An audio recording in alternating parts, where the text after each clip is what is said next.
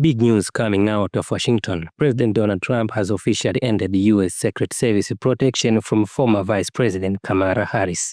The decision was confirmed Friday by one of Harris' senior advisors who shared the update with NBC News.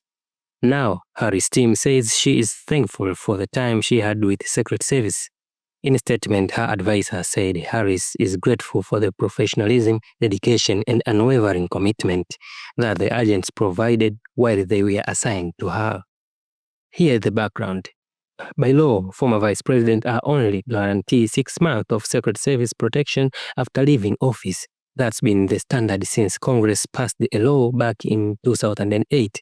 The rule applies to the vice president, their spouse, and any children under 16 years old. After that 6-month window, protection normally ends. But in Harris' case, things were different.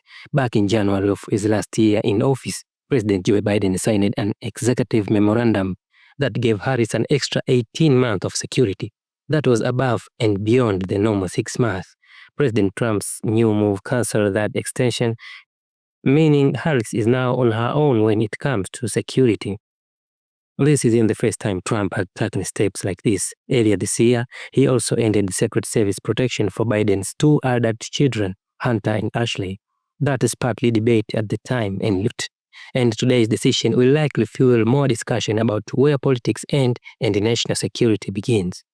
It's worth remembering how the rules work. Former president and their spouses are guaranteed lifetime Secret Service protection unless they decide they don't want it. Their children get that coverage until they turn 16, but vice presidents, their protection is much more limited. 6 months, and then it's over, unless the sitting president steps in to extend it as Biden did for Harris. The bigger question here is whether high-profile figures like Harris should still have federal protection. As the first female vice president in American history and a prominent Democratic leader, Harris continues to be in the public spotlight. Some experts argue that this visibility could make her a target and that she could still have Secret Service coverage.